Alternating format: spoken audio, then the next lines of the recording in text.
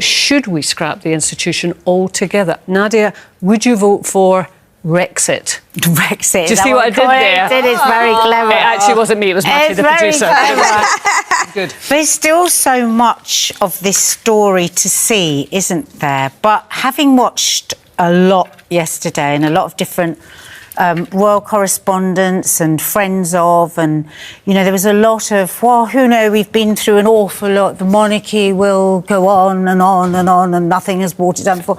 And I kept thinking, you know, and then they were talking about how social media is such a nuisance. And I thought, my God, you are so out of touch. Because when you just dismiss that, actually, that's a huge thing. You can't simply say, and social media, and dismiss, because that's where a lot of people get their information, whether it be right or wrong. And young people, who are the future, my daughters don't know who Beatrice, who Eugenia, they don't know these names. And I've been around the back today chatting to all the younger people that we work with, and they all feel exactly the same. They just don't feel it means anything to them. So adding all this and whatever is to come, we don't know, with the more unravelling of this, I can't help but feel we might be heading towards... Well, Grace, I mean, do you see us having a royal family when you're 50?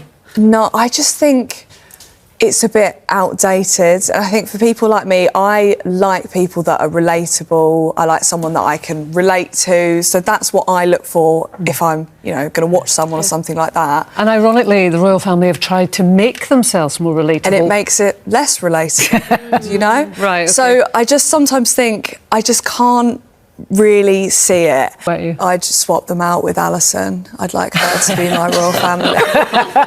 Alison Hammond? Yeah. Let it breathe for a moment.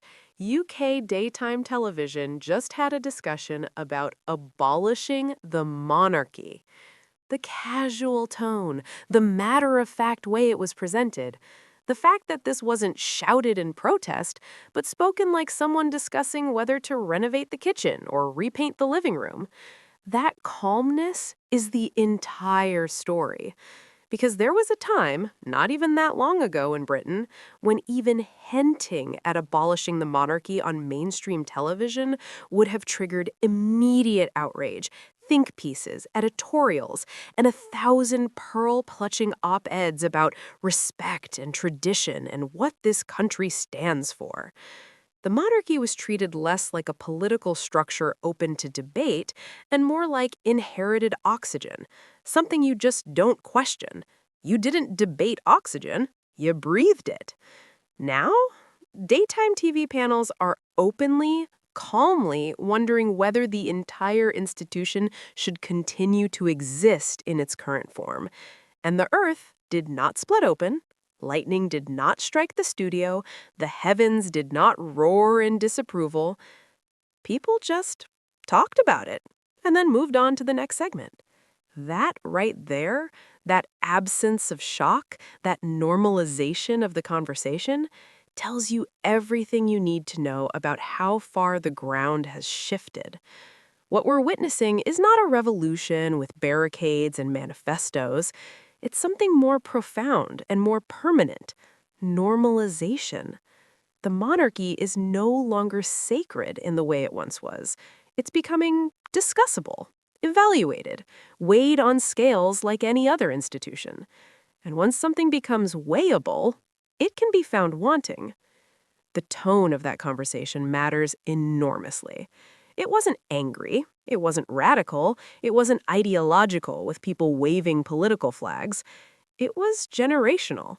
Younger people simply don't feel connected to the monarchy.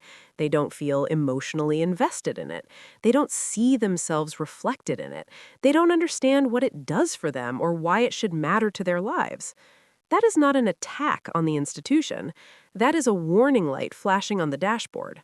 For decades, for centuries really, the monarchy relied on continuity as its primary selling point.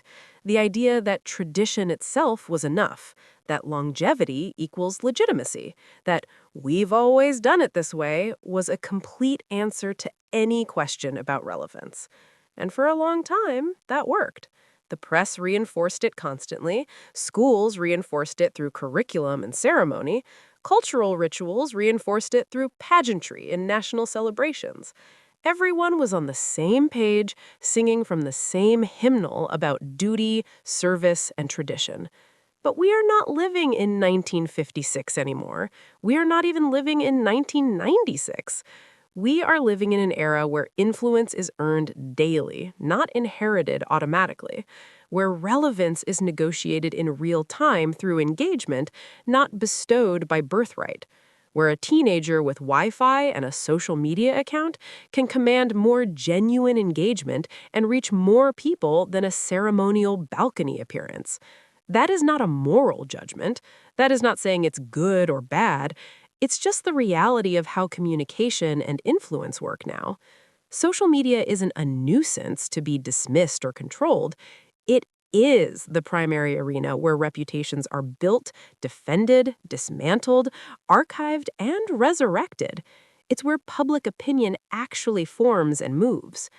When older commentators dismiss social media as trivial or unimportant, when they wave it away as just Twitter or just Instagram, they reveal the exact generational disconnect the panel was describing. You cannot maintain a 1,000-year-old structure using a 20th century communication strategy in a 21st century ecosystem. It doesn't work. The ground has fundamentally changed. Here's what's happened structurally.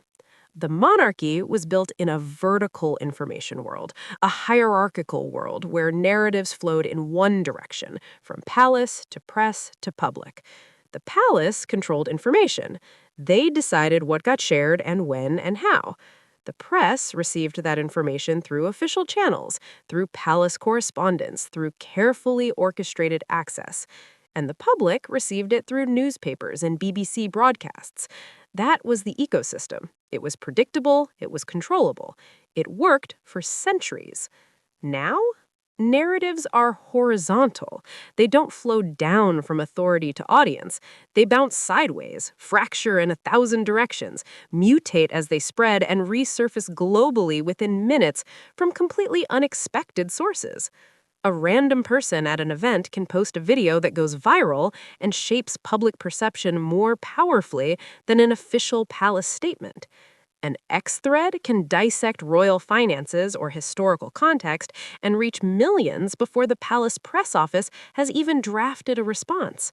A TikTok can create a narrative about royal behavior that becomes the dominant frame through which people understand an event. That is not an attack on the institution. That is a warning light flashing on the dashboard. And young people, the very demographic that determines long-term institutional survival, do not consume institutions passively anymore. They don't accept things because they've always been that way. They interrogate, they question, they compare. They evaluate based on their own values and standards. That shift is existential for any institution built on inherited deference.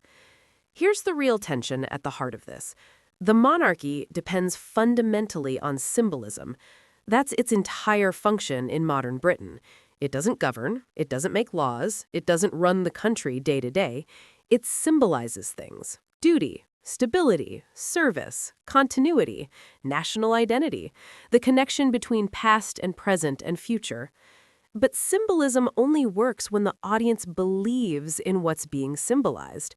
Those words, duty, stability, service, national identity, they carry weight, they matter. But they have to feel authentic. They have to feel real and relevant and connected to people's actual lives. And authenticity is where cracks have appeared. Because younger generations look at the monarchy and increasingly ask, what does this have to do with me? What does this institution do for someone struggling to afford rent? What does this represent for someone who doesn't see their community or their values or their concerns reflected in it? When the answers feel vague or historical or disconnected from contemporary reality, the symbolic power weakens. Symbols require buy-in. They require emotional investment. They require people to care. And caring is not automatic. It's not inherited. It has to be earned and maintained. Let's talk about Prince Harry and Meghan, Duchess of Sussex, because their experience became a generational case study that accelerated this entire conversation. When Prince Harry married Meghan, something shifted culturally. Here was a biracial American woman, divorced, previously an actress, outspoken about social issues, stepping into one of the most tradition-bound institutions on Earth. For many people, especially younger and more diverse audiences, this felt like evolution, like progress, like modern Britain reflected on a global stage, like the monarchy finally catching up to what the country actually looked like. And then came the turbulence, relentless tabloid scrutiny that went beyond typical royal coverage, racial undertones that many observers, particularly people of color, immediately recognized and pointed out. Questions about baby's skin color that Harry later confirmed were raised within the family. Institutional silence at moments when clarity or defense might have mattered. Internal tensions that eventually led the couple to step back from royal duties and relocate to California. To some critics, that departure was betrayal, pure and simple. They abandoned duty, abandoned the Queen, abandoned Britain, abandoned their responsibilities. To others, particularly younger people and people of color, it looked like survival, like two people choosing mental health and family well-being over an institution that wasn't protecting them, like refusing to be destroyed by a system that seemed more interested in managing optics than supporting them as human beings. Regardless of where someone stands emotionally on that question, what cannot be denied is the contrast that became glaringly apparent. The intensity directed at Harry and Meghan, the constant criticism, the moral lectures about duty and sacrifice, the outrage over every choice they made, stood in sharp relief against the ongoing saga surrounding Prince Andrew.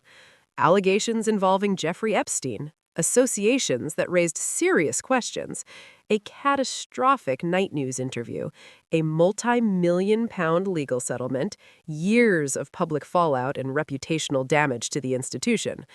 And yet, the response felt different, slower, softer, more protective, more focused on minimizing damage than demanding accountability. The optics were deeply uncomfortable.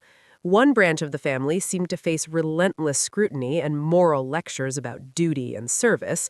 Another became a reputational liability that the institution struggled to contain, but never quite confronted with the same urgency.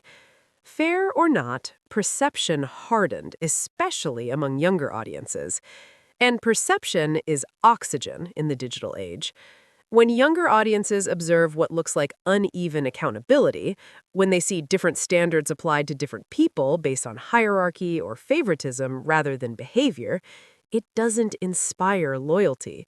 It invites skepticism. It invites questions. It invites the thought, why should I support an institution that doesn't seem to operate by consistent principles? Institutions do not get judged solely by tradition anymore. They get judged by consistency, by fairness, by whether their values match their actions.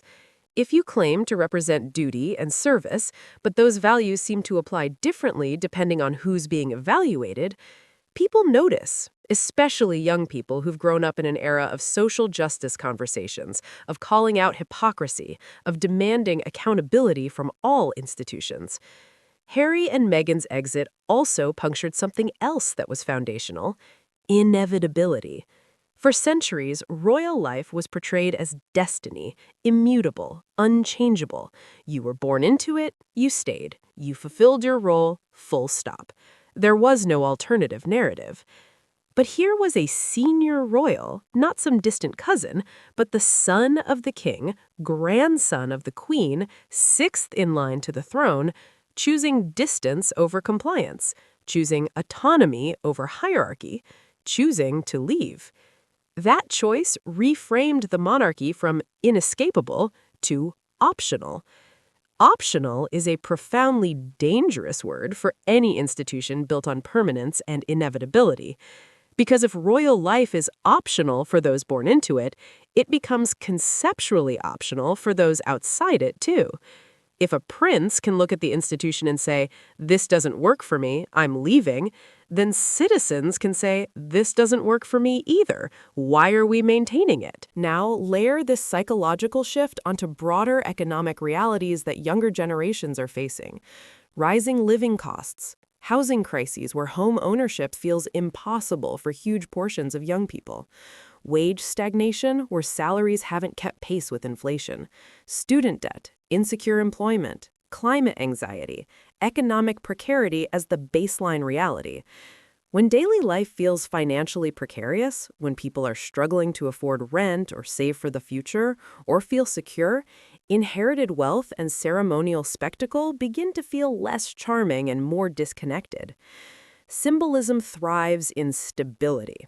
When people feel secure and prosperous, they can afford to invest emotionally in institutions that represent continuity and tradition. Symbolism struggles in hardship. When people are struggling, questions about resource allocation become sharper. Why are we funding this? What are we getting in return?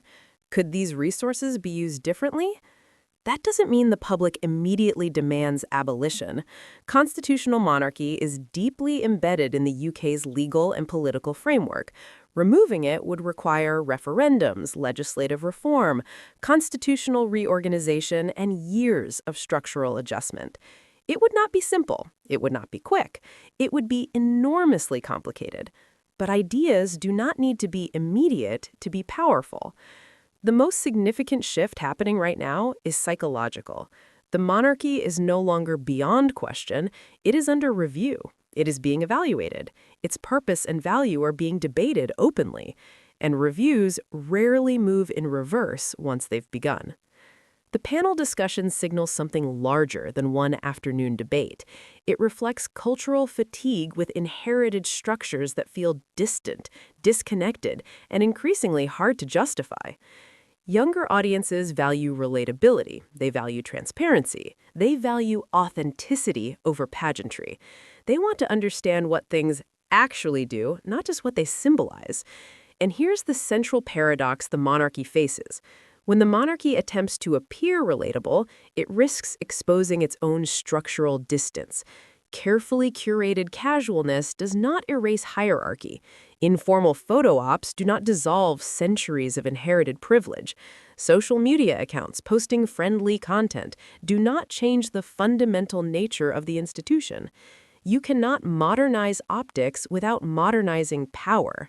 You cannot appear accessible while maintaining inherited privilege. You cannot seem relatable while living in palaces funded by taxpayers. That's the core contradiction the institution cannot escape. The monarchy is caught between two imperatives, both of which carry enormous risk. Preserve tradition to maintain identity and institutional coherence, but risk becoming increasingly irrelevant to modern audiences who don't value tradition for its own sake.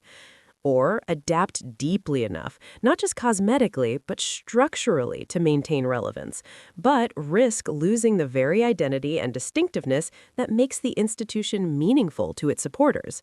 Both paths carry existential risk. Neither guarantees success.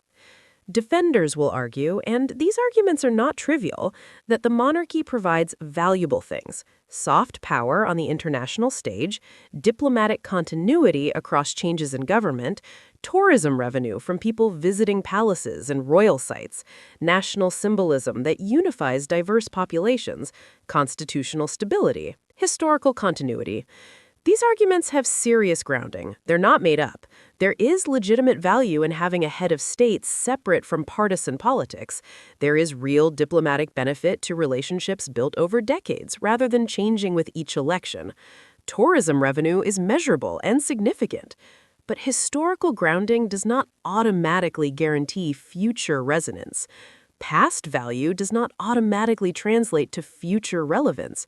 The question is not, has this ever been useful? The question is this the best structure for contemporary needs and future challenges? And that question is now being asked openly, casually, without the shock and outrage that would have accompanied it even 10 years ago. Here's the fundamental shift. The 20th century respected distance. Institutions were supposed to be somewhat removed, somewhat mysterious. Distance created respect. The 21st century demands access. Institutions that feel distant feel irrelevant. Access creates connection, and connection creates support. The 20th century tolerated mystique. Mystery around the royals was part of the appeal. Not knowing created fascination. The 21st century screenshots everything. Mystery is impossible. Every contradiction gets archived and compared. Every inconsistency gets exposed. The 20th century relied on deference. Respect was expected, assumed, built into the culture. The 21st century runs on commentary. Everything is critiqued, analyzed, memed, satirized. Nothing is above questioning. Satire, memes, and public critique have replaced unquestioned reverence as the default mode of engaging with institutions and public figures. And when an institution becomes memeable, when it becomes the subject of satire and casual jokes and TikTok commentary, its aura shifts fundamentally. Not necessarily destroyed, but altered, made smaller, made human, made questionable. The panel's tone wasn't fiery. It wasn't angry. It wasn't dramatic. That's precisely why it matters so much. It was calm, curious, thoughtful, almost casual. Casual doubt is more transformative than dramatic outrage. Outrage burns hot and fast and then fades. It creates spectacle but doesn't necessarily change underlying attitudes. It's visible and noisy, and then it passes. Casual doubt lingers. It spreads quietly. It enters living rooms and workplaces and social media feeds. It becomes part of the background conversation. It normalizes. And once something becomes normal, once questioning an institution becomes a casual, unremarkable thing that people do in everyday conversation, it becomes possible. Revolutionary change often doesn't look like revolution. It looks like gradual normalization of ideas that were once unthinkable. No institution survives on inertia forever. It survives on belief, on buy-in, on people caring enough to maintain it. Harry and Meghan's departure accelerated this entire conversation exponentially. It exposed internal tensions that had been hidden. It highlighted generational divides that had been smoothed over. It sparked global debates about race, media, accountability, and institutional loyalty that continue to reverberate. The Andrew Windsor saga amplified it further, because nothing erodes moral authority faster than perceived double standards. Nothing damages institutional credibility more than appearing to protect the powerful while judging the less powerful harshly. The monarchy can withstand scandal. It has before. It survived abdications, divorces, deaths, controversies, and public relations disasters. But modern scandal behaves differently than historical scandal. It does not fade with time and distance. It lives online permanently. It resurfaces regularly. It becomes searchable. Anyone can pull up video, transcripts, photos, receipts from years ago and compare them to current statements. Legacy institutions once relied on memory being short and archives being inaccessible. Digital culture makes memory permanent and archives instantly accessible to anyone with a smartphone. So when mainstream television calmly entertains abolition as a discussable topic, it's not an isolated moment that will pass. It's the culmination of years of shifting perception, accumulated questions, and normalized skepticism. Does this mean the monarchy is about to vanish? No, that's not what this means.